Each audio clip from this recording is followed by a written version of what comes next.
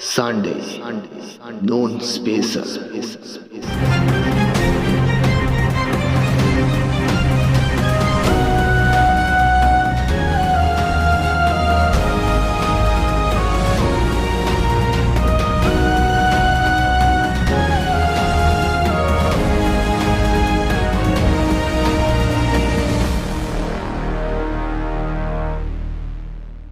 আপনারা শুনছেন story mania, গল্প শোনার নতুন ঠিকানা। বাংলা সাহিত্যের কিছু রোমহর্ষ গল্পের সমন্বয়ে নিবেদিত আমাদের এই বিশেষ নিবেদন স্টোরি ম্যানিয়া। আজ আপনাদের জন্য অবনীন্দ্রনাথ ঠাকুর রচিত এক রূপকথার গল্প ক্ষীরের পুতুল নিয়ে চলে এসেছি আপনাদের কাছে, যেখানে আছে রাজা, রানী, মন্ত্রী, সিপাহী, দাস, দাসী, আরও রয়েছে না থাক, এখন বলবো না। আর কারা রয়েছে সেটা না হয় গল্পেই শুনে নেওয়া যাবে। চলুন তবে শুনে নেওয়া যাক আমাদের আজকের নিবেদন ক্ষীরের পুতুল।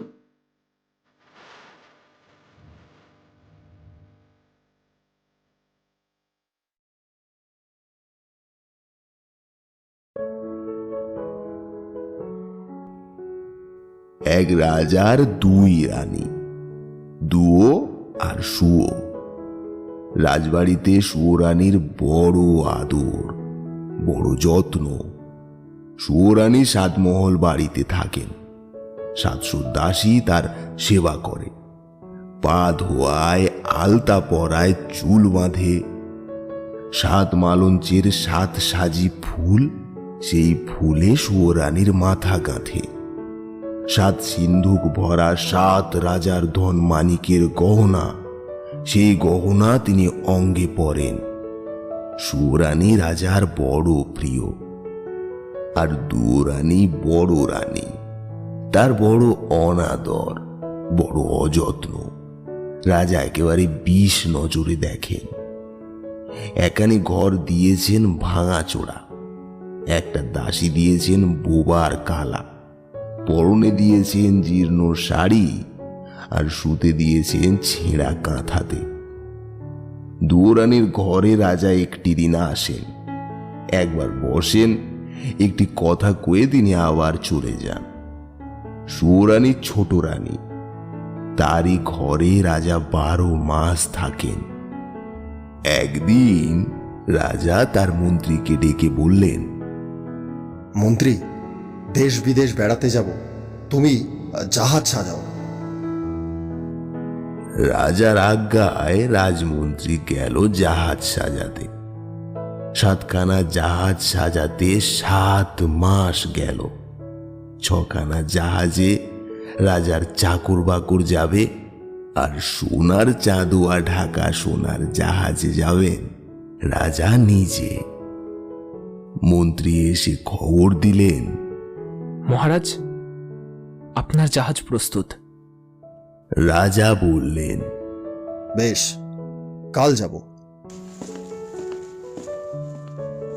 মন্ত্রী ঘরে চলে গেলেন। ছোট রানী শুয়ো রানী রাজ অন্তঃপুরে সোনার পালঙ্কে শুয়েছিলেন। 7 জন সখী তার সেবা করছিল। রাজা সেখানে গেলেন।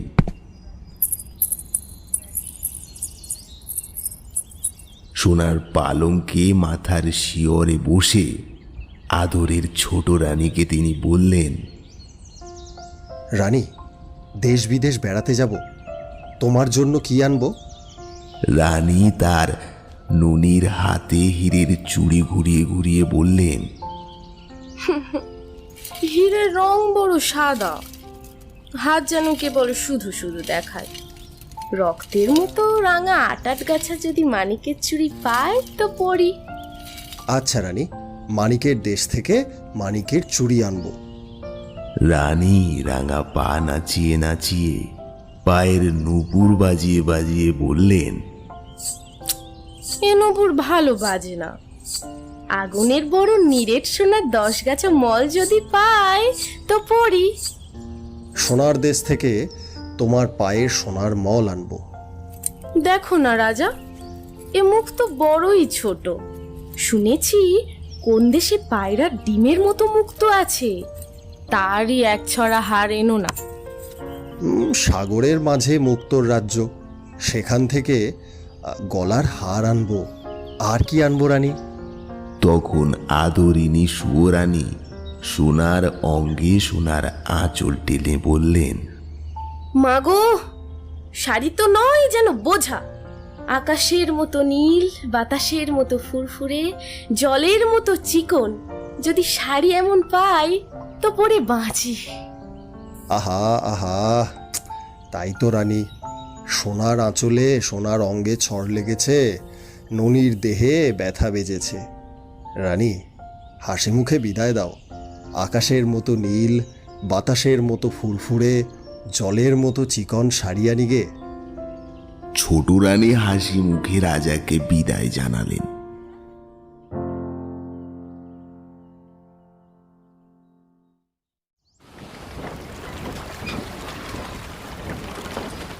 রাজা বিদায় হয়ে জাহাজে চড়বেন। এমন সময় তার মনে পড়ল দুঃখিনী বড় রানীর কথা।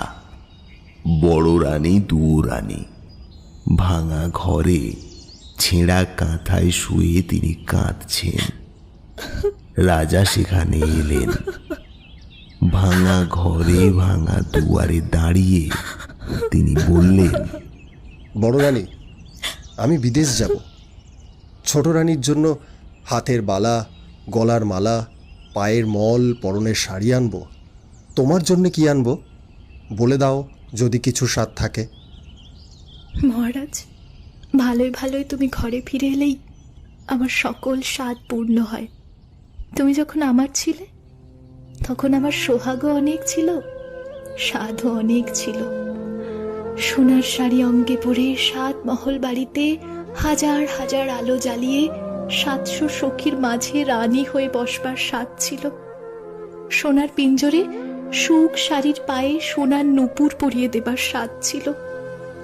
মহারাজ, অনেক স্বাদ ছিল, অনেক স্বাদ মিটেছে।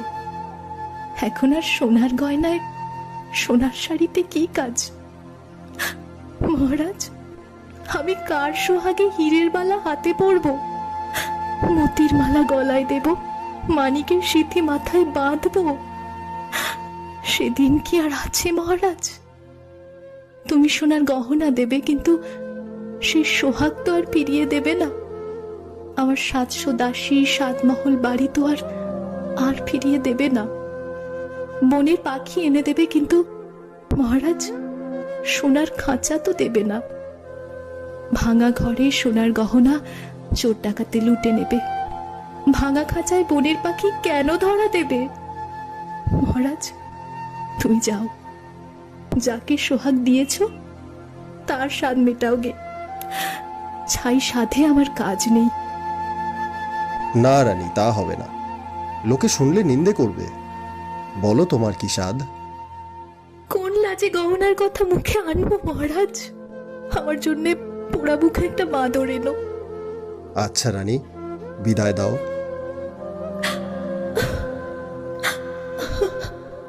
তখন দুয়োরানী ছেঁড়া কাঁথায় লুটিয়ে পড়ে কাঁদতে কাঁদতে রাজাকে বিদায় জানালেন। রাজা গিয়ে জাহাজে চললেন। সন্ধেবেলা সোনার জাহাজ সোনার পাল মেলে অগাধ সমুদ্রের নীল জল কেটে সোনার মেঘের মতো পশ্চিম মুখে ভেসে গেল। এদিকে ভাঙা ঘরে দুয়োরানী নীল সাগরের পানে চেয়ে ছেঁড়া কাঁথায় পড়ে রইলেন। আর আদরিনী সুয়োরানী 7 মহল অন্তপুরে 700 সখীর মাঝে গয়নার কথা ভাবতে ভাবতে, সোনার পিঞ্জরে সোনার পাখির গান শুনতে শুনতে সোনার পালঙ্কে ঘুমিয়ে পড়লেন।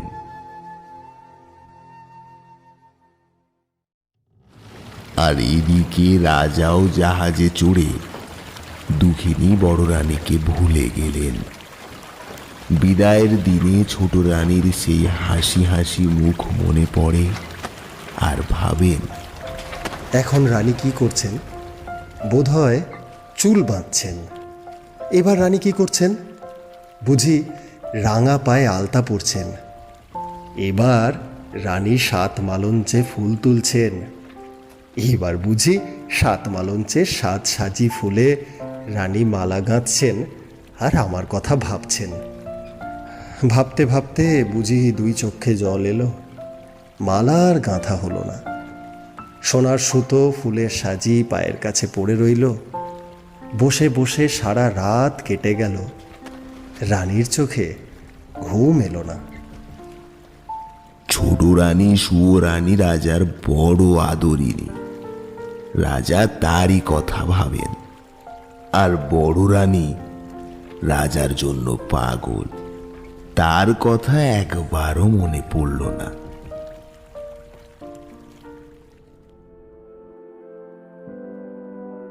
এমনি করে জাহাজে দেশ বিদেশে রাজার 12 মাস কেটে গেল।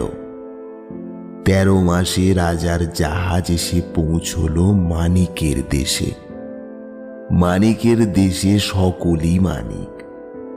ঘরের দেওয়াল মানিক, ঘাটের শান মানিক, পাথরের কাঁকর মানিক।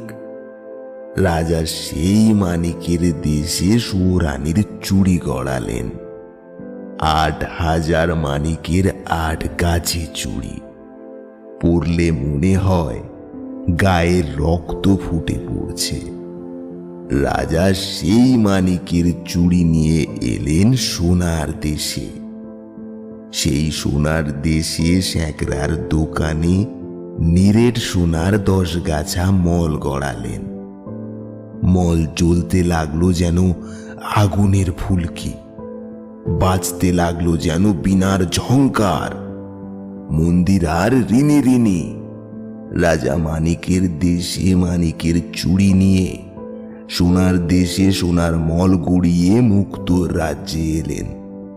সে দেশে রাজার বাগানে 2টি পায়রা, তাদের মুক্তোর পা। মানিকের ঠোঁট, পান্নার গাছে মুক্তোর ফল খেয়ে তারা মুক্তোর ডিম পাড়ে। দেশের রানী সন্ধেবেলা সেই মুক্তোর মালা গাঁথেন। রাতের বেলায় তা খোঁপায় পরেন আর সকাল বেলায় তিনি তা ফেলে দেন। দাসীরা সেই বাসি মুক্তের হার 1 জাহাজ রূপোর বিনিময়ে বাজারে বেচে আসেন। রাজা 1 জাহাজ রূপো দিয়ে সুয়োরানীর জন্য সেই মুক্তোর 1 ছড়া হার কিনলেন। তারপর মানিকের চুড়ি নিয়ে সোনার দেশে সোনার মল গড়িয়ে মুক্তোর রাজ্যে মুক্তির হার গাঁথিয়ে 6 মাস পরে রাজা এক দেশে এলেন।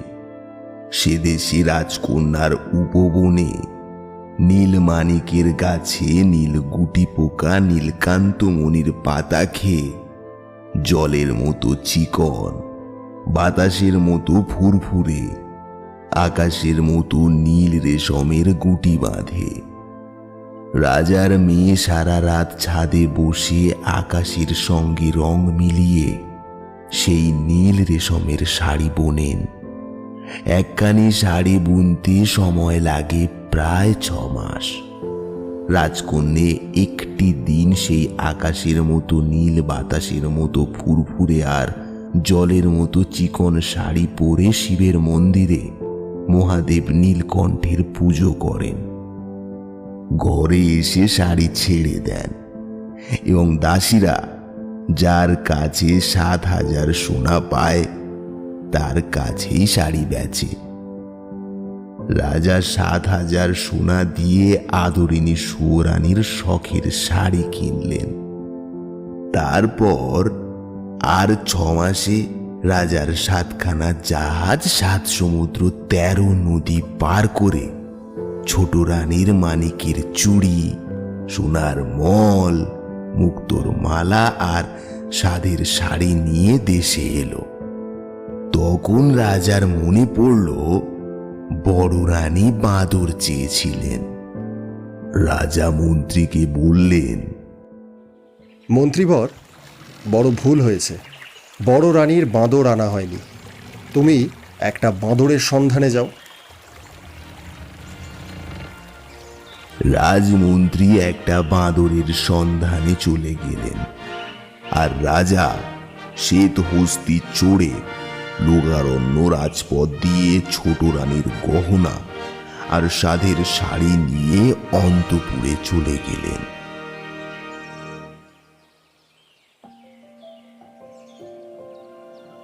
ছোট রানী সাতমহল বাড়ির 7 তলার উপরে সোনার আয়নাকে সামনে রেখে সোনার কাকুয়ে চুল চিরে, সোনার কাঁটা সোনার দড়ি দিয়ে খোপা বেঁধে, সোনার চেয়ারিতে সিঁদুর দিয়ে ভুরুর মাঝে টিপ পড়লেন।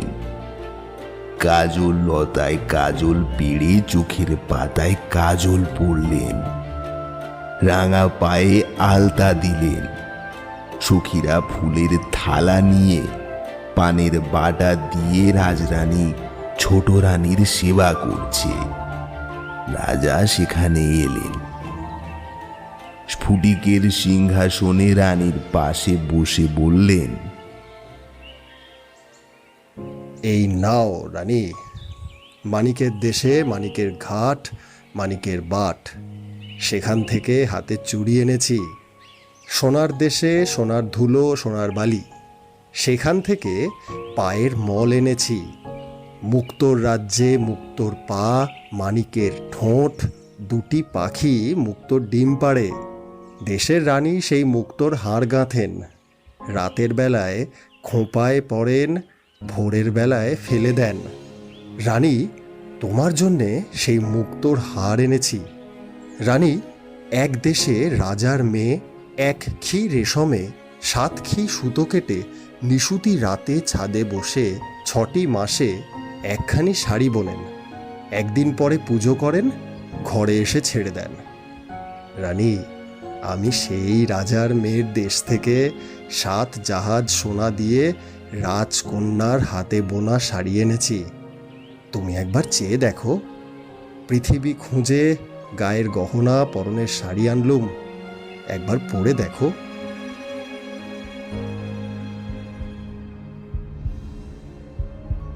রানী তখন 2 হাতে 8খানা চুড়ি পরলেন। মানিকের চুড়ি রানীর হাতে ঢিলে হলো, হাতের চুড়ি উঠল একেবারে কাঁধে। রানী তখন 2 পায়ে 10 গাছা মল পরলেন। রাঙা পায়ে সোনার মল আলগা হলো। 2 পা যেতে 10 গাছা মল শানের উপর একেবারে খসে পড়ল। রানী মুখ ভার করে মুক্তোর হার গলায় পড়লেন। এদিকে মুক্তোর দেশের মুক্তোর হারও রানীর গলায় খাটো হলো। হার পড়তে গিয়ে রানীর গলার পাশে একটু কেটে গেল। রানী বড় ব্যথা পেলেন। 7 পুরু করে শখের শাড়ি তিনি অঙ্গে পরলেন। নীল রেশমের নীল শাড়ি হাত বহরে কম পড়ল। রানীর চোখে জল এলো। তখন মানিনী ছোট রানী 8000 মানিকের 8 গাছা চুড়ি খুলে নীরের সোনার 10 গাছা মল পায়ে ঠেলে মুক্তোর মালা শখের শাড়ি ধুলোয় ফেলে বললেন, ছাই গহনা, ছাই এ শাড়ি, কোন পথের কাকর কুড়িয়ে চুরি গড়ালে? মহারাজ, কোন দেশের ধুলোবালিতে এমল গড়ালে? ছি ছি ছি, এ কার বাসি মুক্তোর হার? এ কোন রাজকন্যার পরা শাড়ি? দেখলে যে ঘৃণা আসে, পরতে যে লজ্জা হয়। নিয়ে যাও মহারাজ, এ পরা শাড়ি পরা গয়নায় আমার কোনো কাজ নেই।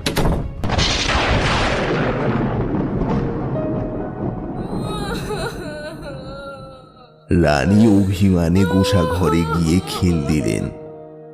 আর রাজা মলিন মুখে 7000 সোনা দিয়ে কেনা সেই স্বাদের গহনা শখের শাড়ি নিয়ে রাজসভায় এলেন। রাজমন্ত্রী রাজসিংহাসনের এক পাশে বসে রাজ্যের মাঠ ঘাট দোকানপাট সন্ধান করে জাদুকরের দেশের এক বণিকের জাহাজ থেকে কানাকড়ি দিয়ে একটি বাঁদর ছানা কিনে বসে আছেন। মন্ত্রীবর, আশ্চর্য হলুম। মাপ দিয়ে ছোট রানীর গায়ের গহনা, পরনের শাড়ি আনলুম, সে শাড়ি সে গহনা রানীর গায়ে হলো না। তখন সেই বনের বানর রাজার পায়ে প্রণাম করে বললে,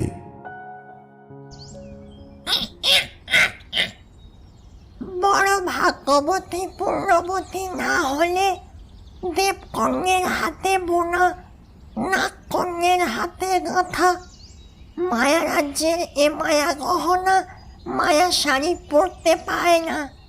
মহারাজ, রাজভাণ্ডারে তুলে রাখো, যাকে বউ করবে তাকে পড়তে দিও। বানরের কথায় রাজা অবাক হলেন। হাসতে হাসতে মন্ত্রীকে বললেন, মন্ত্রী, বানরটা বলে কি? ছেলেই হলো না, বউ আনবো কেমন করে? মন্ত্রী, তুমি শ্যাকরার দোকানে ছোট রানীর নতুন গহনা গড়তে দাওগে, তাঁতির তাঁতে রানীর শাড়ি বুনতে দাওগে। এ গহনা এ শাড়ি রাজভাণ্ডারে তুলে রাখো, যদি বউ ঘরে আনি তাকে পরতে দেব। এদিকে রাজমন্ত্রী শ্যাকরার দোকানে ছোট রানীর জন্য নতুন গহনা গড়াতে গেলেন, আর রাজা সেই বানর কোলে বড় রানীর কাছে গেলেন। দুঃখিনী বড় রানী জীর্ণ আঁচলে পা মুছিয়ে ভাঙা ঘরে ছেঁড়া কাঁথায় রাজাকে বসতে দিয়ে কাঁদতে কাঁদতে বললেন, বসো মহারাজ, আমার ভাঙা ঘরে ছেঁড়া কাঁথায় বসো। আমার আর কি আছে তোমায় বসতে দেব? হায় মহারাজ, কতদিন পর তুমি ফিরে এলে। আমি এমনই অভাগিনী, তোমার জন্য ছেঁড়া কাঁথা পেতে দিলুম। রানীর কথায় রাজার চোখে জল আসলো।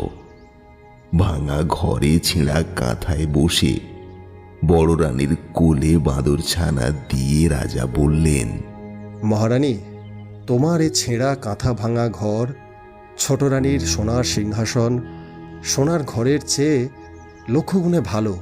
তোমার এ ভাঙা ঘরে আদর আছে, যত্ন আছে, দুটো মিষ্টি কথা আছে। সেখানে তা তো নেই। রানী, 7 জাহাজ সোনা দিয়ে গায়ের গহনা, পরনের শাড়ি দিয়েছি।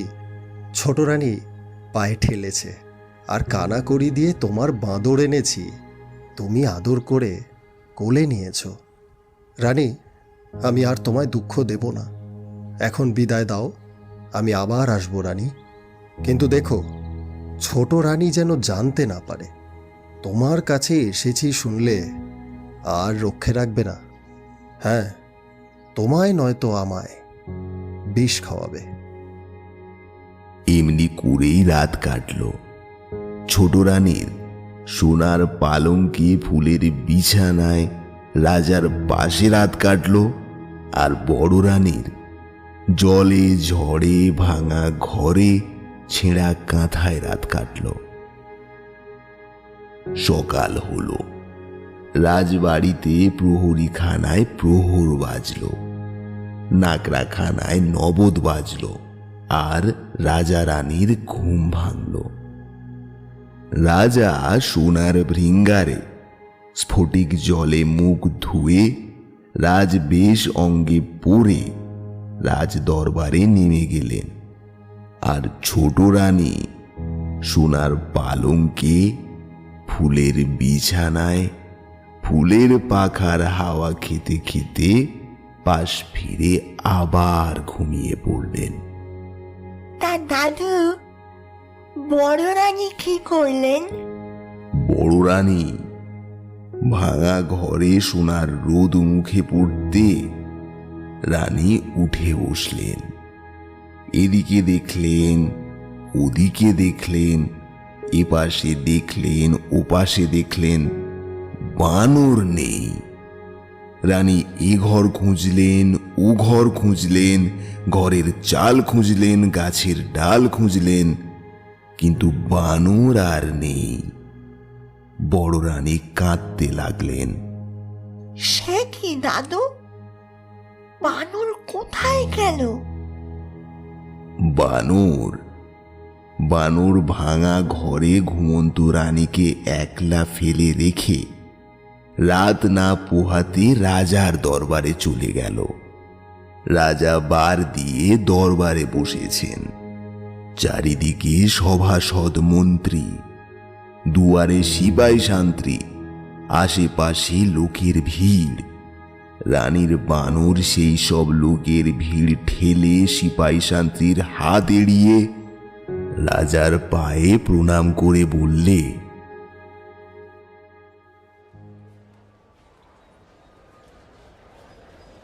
মহারাজ মহারাজ, বড় সুখবর এনেছি।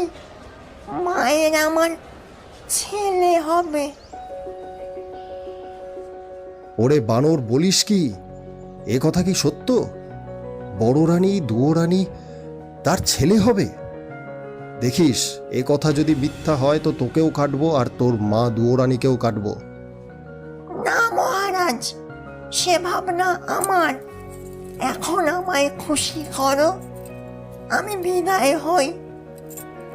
রাজা তার গলার গজমতি হার খুলে দিয়ে বানরকে বিদায় করলেন। বানর নাচতে নাচতে ভাঙা ঘরে গিয়ে দেখলে দুয়োরানী পড়ে পড়ে কাঁদছে। দুয়োরানীর চোখের জল আর গায়ের ধুলো মুছিয়ে বানর বললে,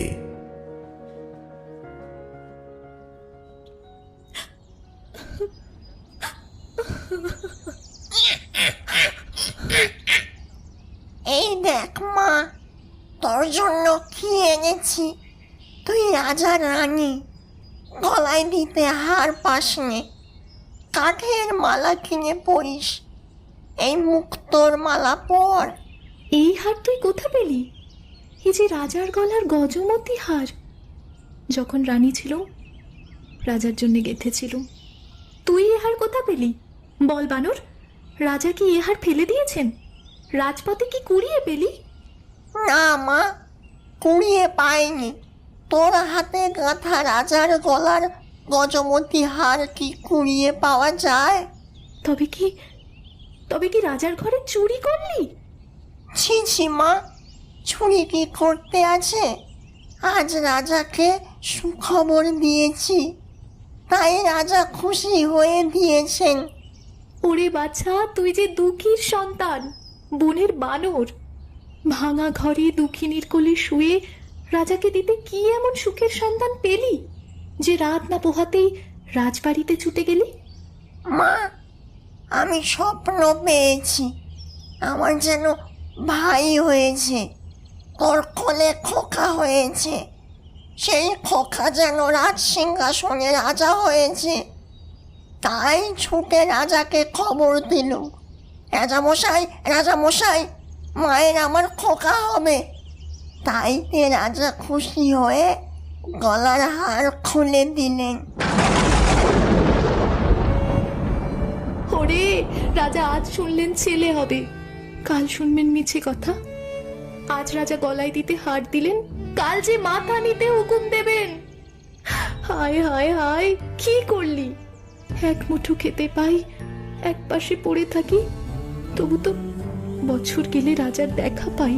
তুই আমার তাও বাঁচালি। ওরে, তুই কি সর্বনাশ করলি? মিছে খবর কেন রটালি? হে জঞ্জাল কেন ঘটালি?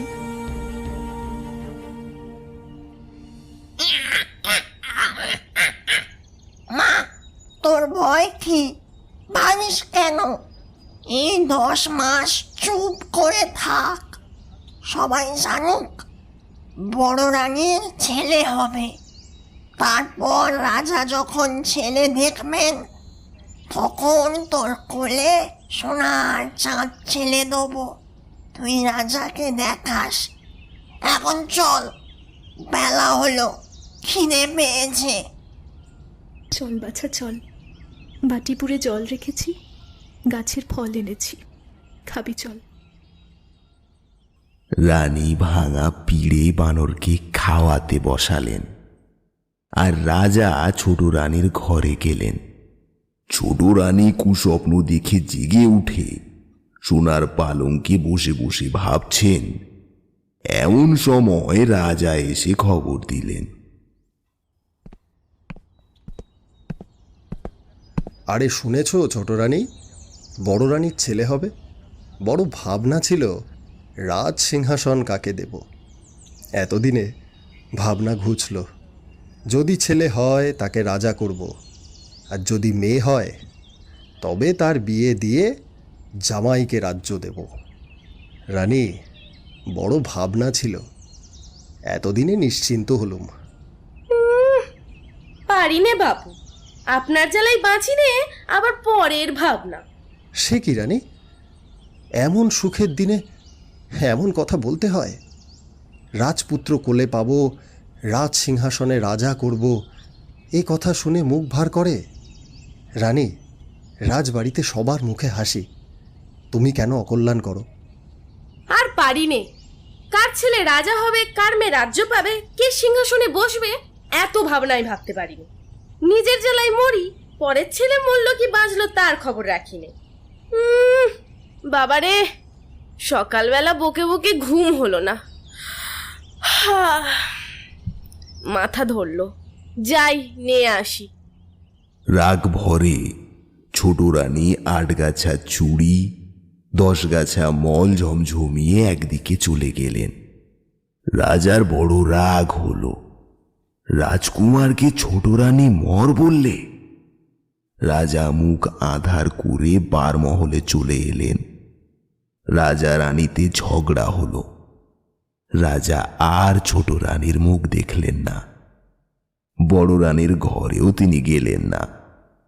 ছোট রানী শুনে যদি বিষ খাওয়ায়, বড় রানীকে প্রাণে মারে। রাজা বারমহলে একলা রইলেন।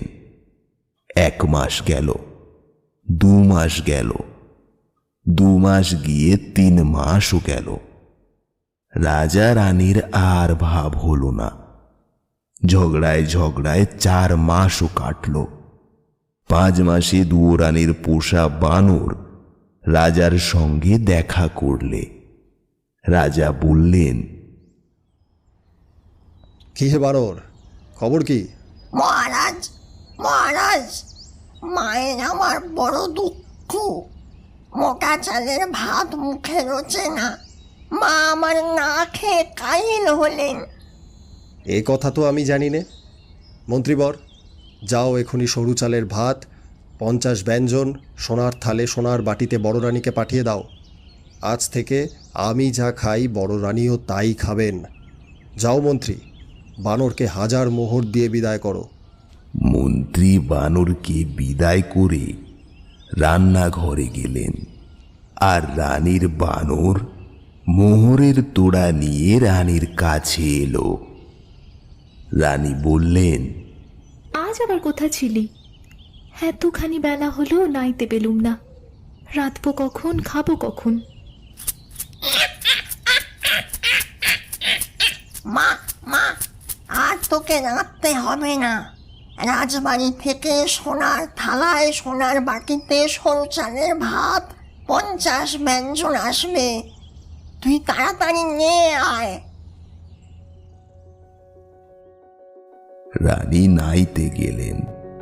আর এদিকে বানর 1 মুঠো মোহর নিয়ে বাজারে গেল। 16 থান মোহরে 16 জন ঘরামে নিলে, 16 গাড়ি খড় নিলে, আর 1600 বাঁশ নিলে। সেই 1600 বাঁশ, 16 গাড়ি খড় আর 16 জন ঘরামি খাটিয়ে চক্ষুর নিমেষে দুয়োরানীর বানর ভাঙা ঘর নতুন করলে। শোবার ঘরে নতুন কাঁথা পাতলে, খাওয়ার ঘরে নতুন পিঁড়ি পাতলে। এদিকে রাজবাড়ির 16 বামুনে রানীর জন্য ভাত নিয়ে এলো। 16 মোহর বিদায় পেলে। এদিকে দুয়োরানী স্নান সেরে ফিরলেন। এসে দেখলেন ঘর নতুন, ঘরের চাল নতুন, চালের খড় নতুন, মেঝেতে নতুন কাঁথা পাতা, আলনায় নতুন শাড়ি। রানী বেশ অবাক হলেন। বানরকে বললেন, বাচ্চা, ভাঙা ঘর থেকে ঘাটে গেলুম, এসে দেখি নতুন ঘর। কেমন করে হলো? মা মা, রাজামশাই মোহর দিয়েছেন, সেই মোহরে ভাঙা ঘর নতুন করেছি, ছেঁড়া কাঁথা নতুন করেছি, নতুন পিড়ে পেতেছি। তুই সোনার থালায় গরম ভাত, সোনার বাটিতে গরম দুধ খাবি, চল। রানী খেতে বসলেন। কতদিন পর তিনি সোনার থালায় ভাত খেলেন, সোনার ঘুঁটিতে মুখ ধুইলেন, সোনার বাটায় পান খেলেন। তবুও যেন মনে তিনি সুখ পেলেন না। রানী রাজভোগ খান আর ভাবেন, আজ রাজা সোনার থালে ভাত পাঠালেন, কাল হয়তো মশানে নিয়ে মাথা কাটবেন। এমনি করে ভয়ে ভয়ে 1 মাস গেল, 2 মাস গেল, 3 মাসও গেল। বড় রানীর নতুন ঘর পুরাতন হলো, ঘরের চাল ফুটো হলো, চালের খড়ও উড়ে গেল। বানর এদিকে রাজার সঙ্গে দেখা করলে। রাজা বললেন, কি বানর, কি মনে করে? মহারাজ, ভয়ে বলবো নাকি নির্ভয়ে বলবো? নির্ভয় কও। মহারাজ, ভাঙা ঘরে মা আমার বড় দুঃখ পান। ঘরের দুয়ার ফাটা, চালে খড় নেই, শীতের হিম ঘরে আসে। মা আমার গায়ে দিতে নেপ পান না, আগুন জ্বালাতে কাঠ পান না, সারা রাত শীতে কাঁপেন। তাই তো, এ কথা বলতে হয়। বানর, তোর মাকে রাজবাড়িতে নিয়ে আয়, আমি মহল সাজাতে বলি। না মহারাজ, মাকে আনতে ভয় হয়, ছোট রানী বিষ খাওয়াবে। সে ভয় নেই, নতুন মহলে রানীকে রাখবো, মহল ঘিরে গড় কাটাবো, গড়ের দুয়ারে পাহারা বসাবো, ছোট রানী আসতে পারে না। সে মহলে বড় রানী থাকবেন, বড় রানীর বোবা কালা দাই থাকবে, আর বড় রানীর পোষা ছেলে তুই থাকবি। আচ্ছা মহারাজ, যাই তবে মাকে আনি। যাও মন্ত্রী, মহল সাজাও গে। মন্ত্রী লক্ষ লক্ষ লোক লাগিয়ে একদিনে বড় রানীর নতুন মহল সাজালেন। দুয়ারানী ভাঙা ঘর ছেড়ে, ছেঁড়া কাঁথা ছেড়ে, সোনার শাড়ি পরে নতুন মহলে এলেন। সোনার পালঙ্কে বসলেন, সোনার থালে খেলেন, দিন দুঃখীকে দান দিলেন। রাজ্যে জয় জয় হলো। আর এদিকে রাগে ছোট রানীর সর্বাঙ্গ জ্বলে উঠল। ডাকিনী ব্রাহ্মণী, সে হলো ছোট রানীর মনের কথা, অর্থাৎ প্রাণের বন্ধু। এসো ভাই, মনের কথা। কেমন আছো? বসো এখানে। ডাকিনী ব্রাহ্মণী ছোট রানীর পাশে বসে বললে, কেন ভাই, ডেকেছ কেন? মুখখানি বারবার, চোখের কোণে জল, বলি হয়েছে কি? হয়েছে আমার মাথা আর মুন্ডু। সতীন আমার ঘরে ঢুকেছে, সে সোনার শাড়ি পরেছে, নতুন মহল পেয়েছে, রাজার প্রেয়সী রানী হয়েছে। ভিখারিনী দুয়োরানী এতদিনে সুয়োরানী হয়ে রাজমহল জুড়ে বসেছে। বামুন সই দেখে অঙ্গ জ্বলে গেল। আমায় বিষ দে, খেয়ে মরি। সতীনের এত আদর প্রাণী সই না। চি সই, ও কথা কি কেউ মুখে আনে নাকি? কো দুকে বিষ খাবে শুনি? দুয়ো রানী আজ রানী হয়েছে, কাল বেকারিনী হবে। তুমি যেমন সুয়োরানী তেমনই থাকবে, বুঝেছ? না ভাই, বাঁচতে আর সাধ নাই। আজ বাদে কাল দুয়োরানীর ছেলে হবে, সে ছেলে রাজা হবে। লোকে বলবে, আহা, দুয়োরানী রত্নগর্ভা, রাজার মা হলো। আর দেখ না, পোড়ার মুখী সুয়োরানী, মহারাজার সুয়োরানী হলো, তবু রাজার কোলে দিতে ছেলে পেল না। ছি ছি ছি ছি ছি, অমন অভাগীর মুখ দেখে না, নাম করলে সারাদিন উপোস যায়। ভাই, এ গঞ্জনা প্রাণে সবে না। তুই বিষ দে, হয় আমি খাই আর নয়তো সতীনকে খাওয়ায়। চুপ কর রানী, কে কোন দিক থেকে শুনতে পাবে? বলি ভাব নাকি চুপি চুপি বিষ এনে দেবো, দুরানীকে খেতে দিও। এখন বিদায় দাও দেখি, বিষের সন্ধানে যাই। যাও ভাই, কিন্তু দেখো বিষ যেন আসল হয়। খেতে না খেতে বড় রানী ঘুরে পড়বে। ভয় নেই গো, ভয় নেই। আজ বাদে কাল বড় রানীকে বিষ খাওয়াবো, জন্মের মতো মা হওয়ার স্বাদ ঘুচিয়ে দেব। তুমি নির্ভয় থাকো কেমন? ডাকিনী বিষের সন্ধানে গেল। বনে বনে খুঁজে খুঁজে ভর সন্ধেবেলায় ঝোপের আড়ালে ঘুমন্ত সাপকে মন্ত্র বলে বশ করে তার মুখ থেকে কালকূট বিষ নিয়ে এলো। ছোট রানী সেই বিষে মুগের নাড়ু, ক্ষীরের ছাঁচ, মতিচুরের মিঠাই এইসব গড়ালেন।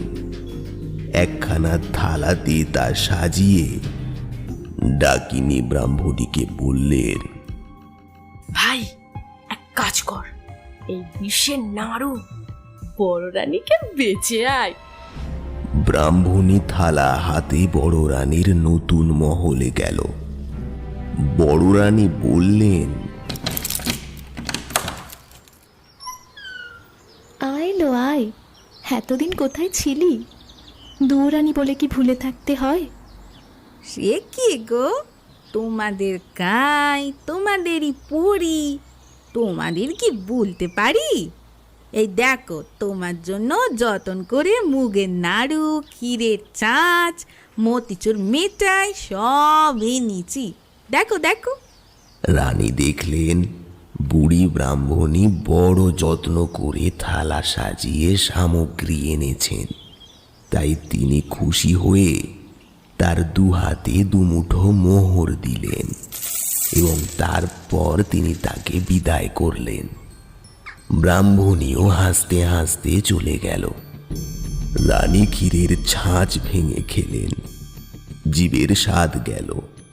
মুগের নাড়ু মুখে দিলেন, গলা কাঠ হয়ে গেল। মতিচুর মিঠাই খেলেন, বুক যেন তার জ্বলে গেল। বানরকে ডেকে তিনি বললেন,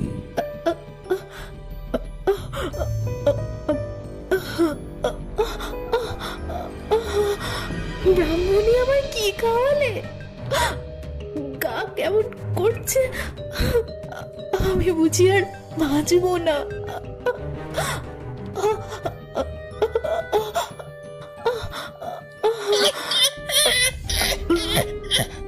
চল মা, চল মা, খাটে শুবি, অসুখ সারবে। রানী উঠে দাঁড়ালেন।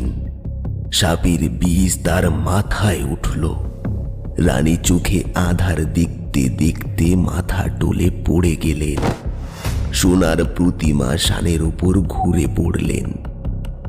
বানর রানীর মাথা কোলে নিলে, হাত ধরে নাড়ি দেখলে, চোখের পাতা খুলে চোখও দেখলে। রানী অজ্ঞান, অসাড়।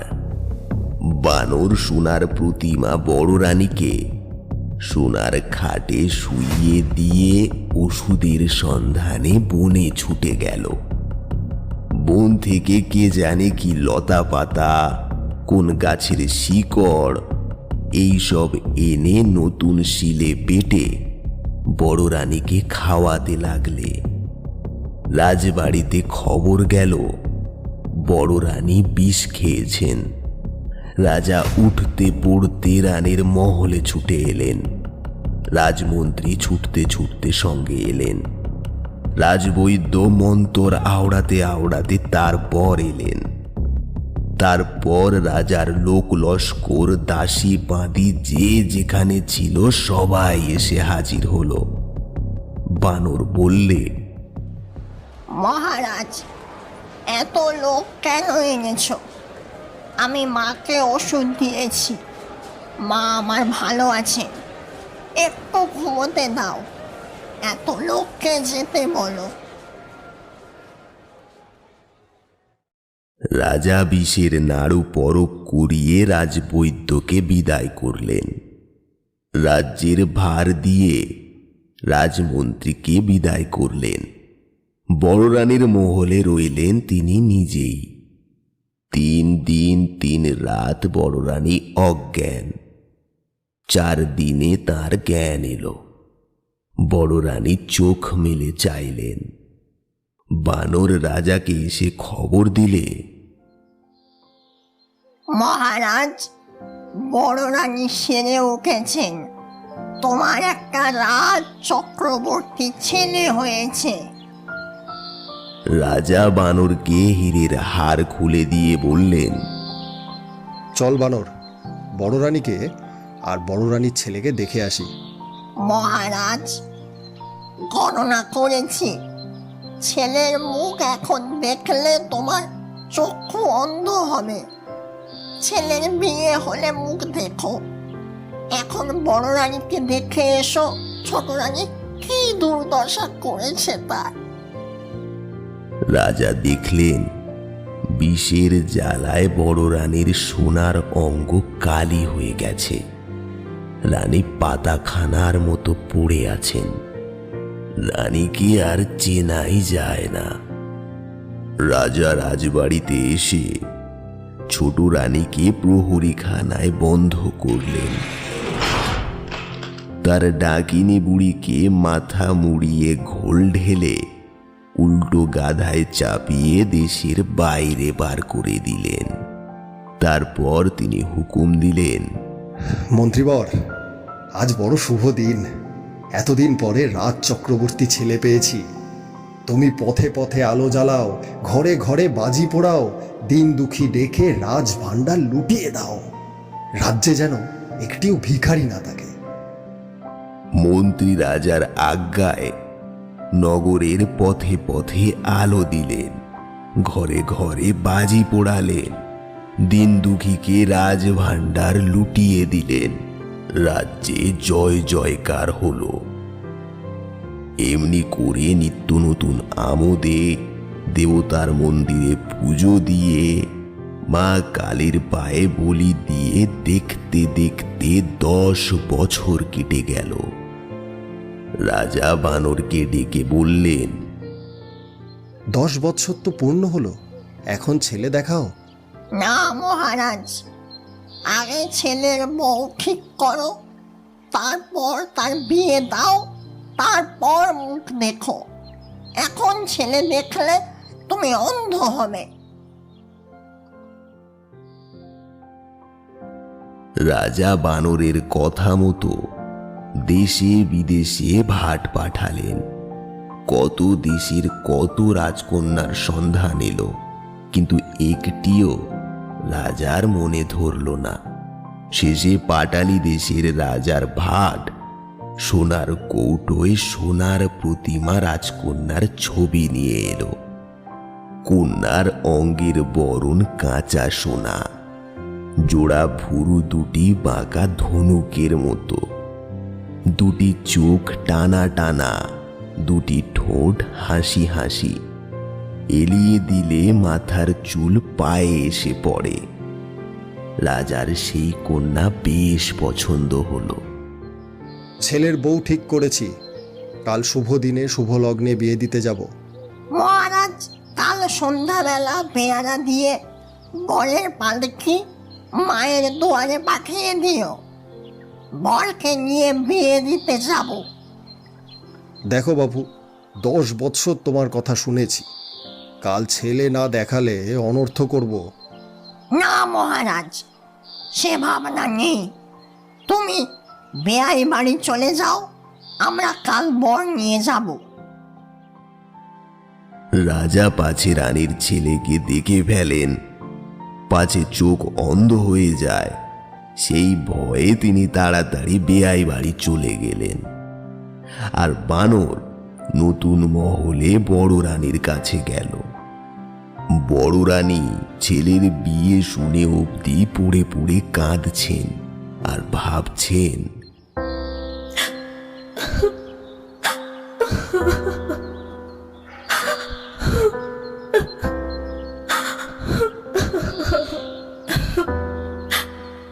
ছলে কোথা পাবো?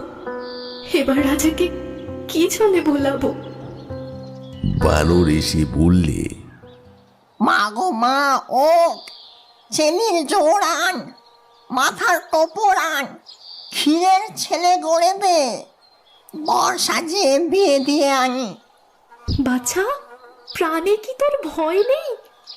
কোন সাহসে ক্ষীরের পুতুল বর সাজিয়ে বিয়ে দিতে যাবি? রাজাকে কি ছলে ভোলাবি? ছল করে রাজার প্রেয়সী হলুম, সেই পাপে সতীন বিষ খাওয়ালে। ভাগ্যে ভাগ্যে বেঁচে উঠেছি, আবার কোন সাহসে রাজার সঙ্গে ছল করব? ক্ষান্ত দে বাছা, কেন আর পাপের বোঝা বাড়াস? যা, তুই রাজাকে ডেকে আন, আমি সব কথা খুলে বলি। রাজাকে পাবো কোথায়? দুদিনের পথ কোণের বাড়ি, রাজা তো সেখানে গেছেন। তুই কথা রাখ, ক্ষীরের বর করে দে। রাজা পথ চেয়ে বসে আছেন কখন বর আসবে। বর না এলে বড় অপমান। মা, তুই ভাবিস নে, ক্ষীরের পুতুল বিয়ে দিতে পাঠালি, যদি ষষ্ঠীর কৃপা হয় তবে ষষ্ঠী দাস শেখের বাছা কোলে পাবে। রানী বানরের ভরসায় বুক বেঁধে মনের মতো ক্ষীরের ছেলে গড়লেন। তাকে চেলির জোড় পরালেন, সোনার টোপর পরালেন, জরির জুতো পায়ে দিলেন। বানর চুপি চুপি ক্ষীরের বর পালকিতে তুলে রঙিন ঢাকা নামিয়ে দিলে। বরের কেবল দুখানি ছোট পা আর দুপাটি জরির জুতো দেখা যেতে লাগলো। 16 জন কাহার বরের পালকি কাঁধে তুলল। বানর মাথায় পাগড়ি, কোমরে চাদর বেঁধে নিশিন উড়িয়ে ঢাক বাজিয়ে আলো জ্বালিয়ে ক্ষীরের পুতুলের বিয়ে দিতে গেল।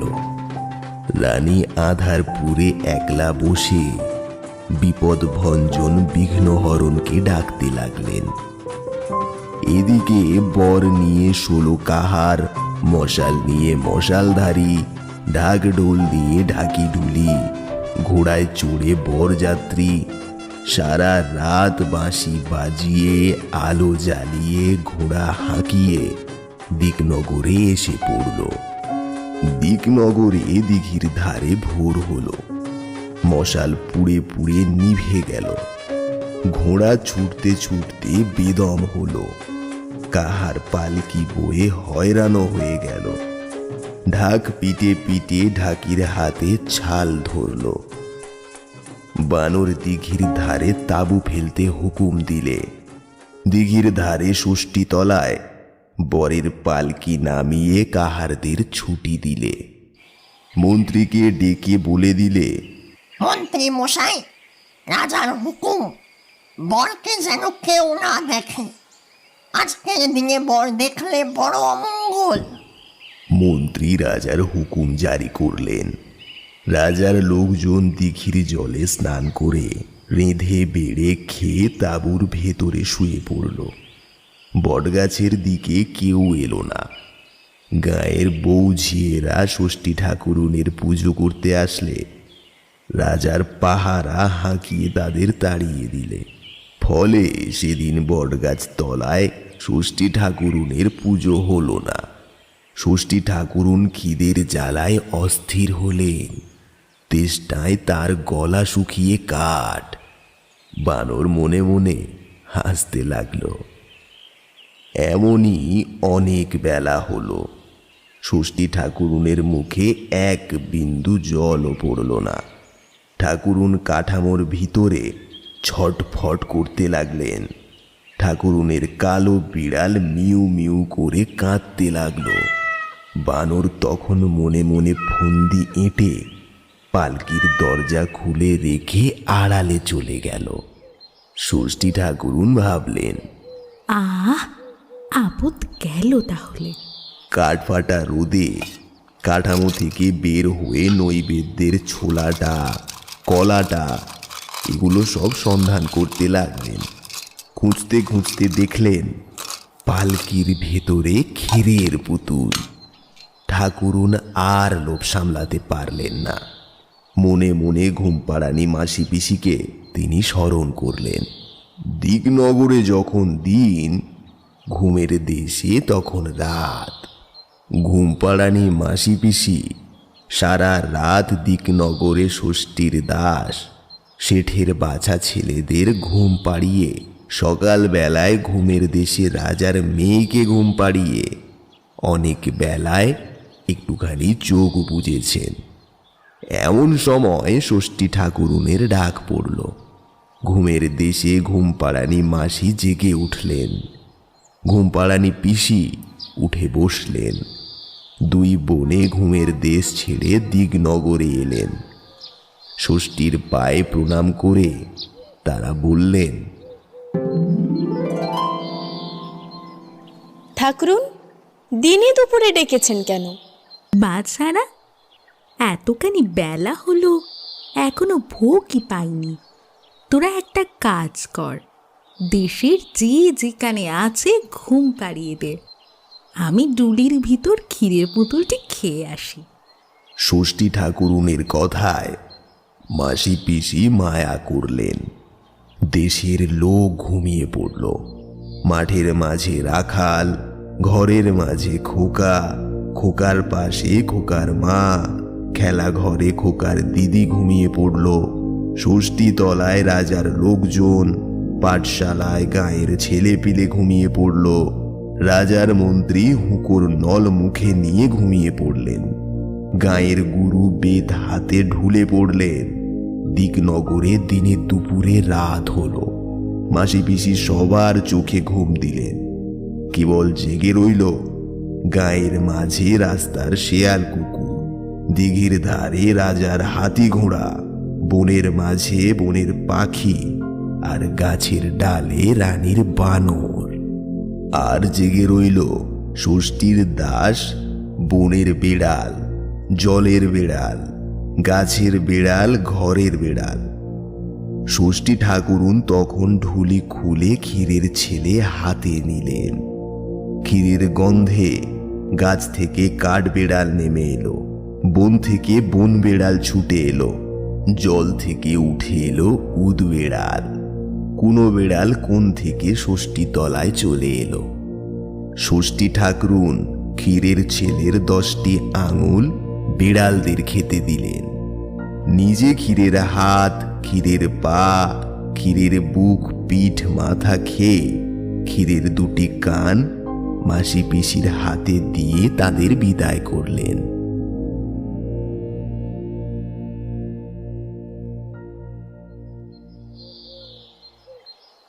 মাসি পিসি ঘুমের দেশে চলে গেলেন।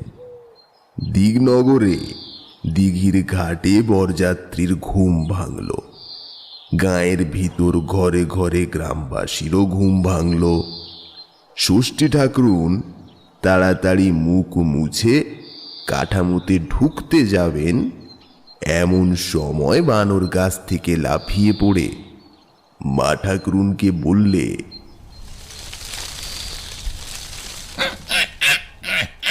ঠাকুরন, পালাও কোথা? আগে ক্ষীরের ছেলে দিয়ে যাও। চুরি করে ক্ষীর খেয়ে ধরা পড়েছ, দেশ বিদেশে কলঙ্ক রটাবো। মা ঠাকুরুন ভয় পেয়ে বললেন, মরো, এই মুখ পড়ে বলে কি? সর, আমি পালাই, লোকে আমায় দেখতে পাবে। না না না, তা হবে না। আগে ছেলে দাও, তবে ছেড়ে দেব। নয়তো কাঠামো শুদ্ধ আজ তোমায় দিঘির জলে ডুবিয়ে যাব। দেবতা হয়ে ক্ষীর চুরির শাস্তি হবে। ঠাকুরুন তো লজ্জায় মরে গেলেন। ভয়ে কাঁপতে কাঁপতে বললেন, বাছা চুপ কর, কি কোন দিক থেকে শুনতে পাবে? তোর ক্ষীরের ছেলে খেয়ে ফেলেছি, ফিরে পাবো কোথা? ওই বটতলায় আমার ছেলেরা খেলা করছে।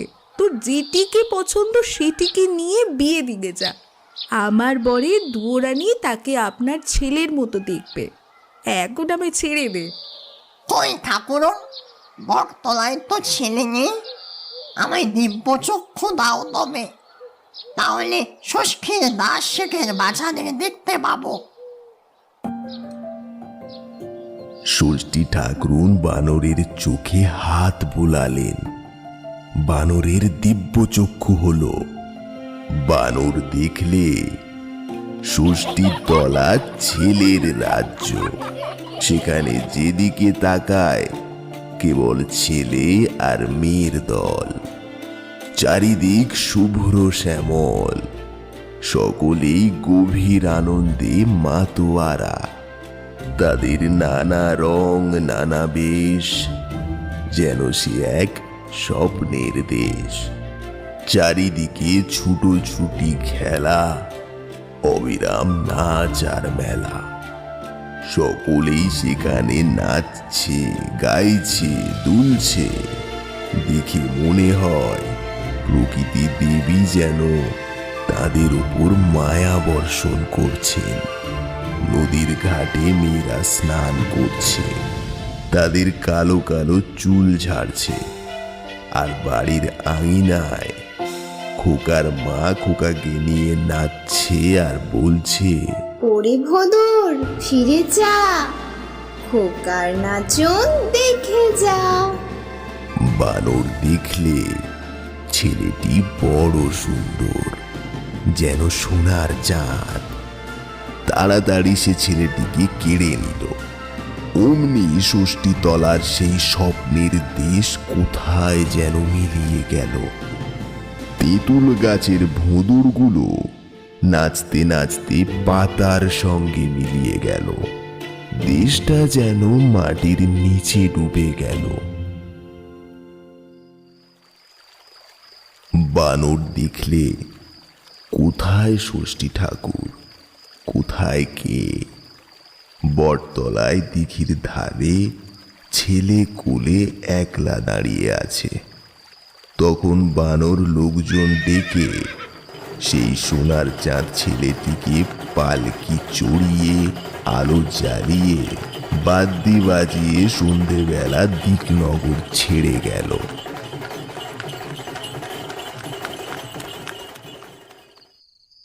এদিকে পাটলি দেশে বিয়াই বাড়িতে বসে রাজা ভাবছেন, বানর এখনো এলো না, আমার সঙ্গে ছল করলে রাজ্যে গিয়ে মাথা কাটবো।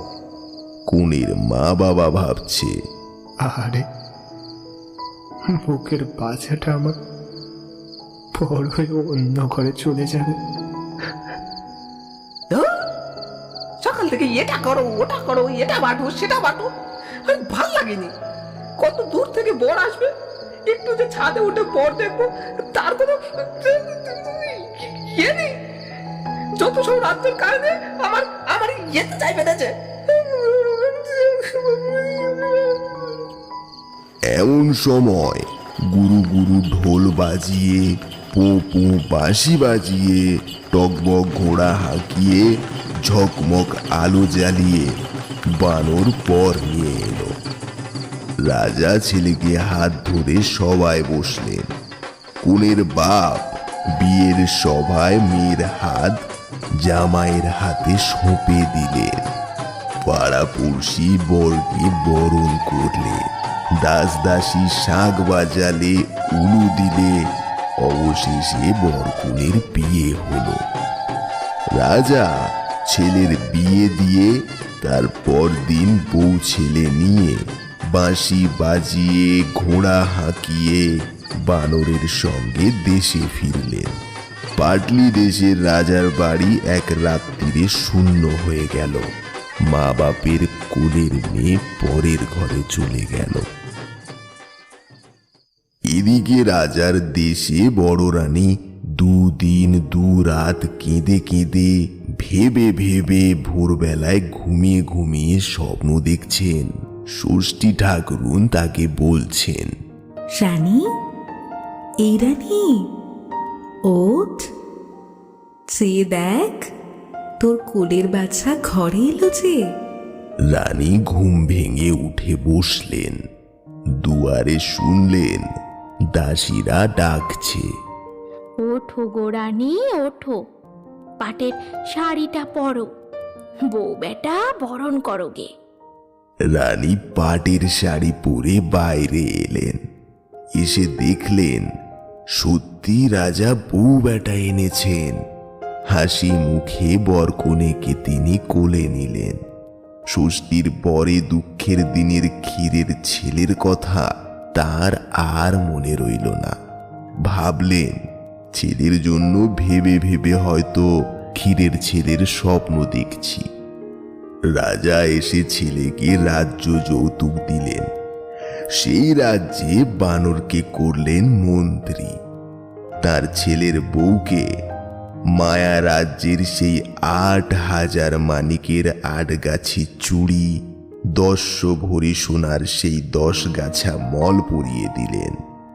কন্যের হাতে মানিকের চুড়ি যেন রক্তের মতো ফুটে পড়ল। পায়ে মল রিনিঝিনি বাজতে লাগলো, ঝিকিমিকি জ্বলতে লাগলো। আর এদিকে হিংসেতে ছোট রানী বুক ফেটে মরল। আমার গল্প ফুরলো, নোটে গাছটি মুড়লো।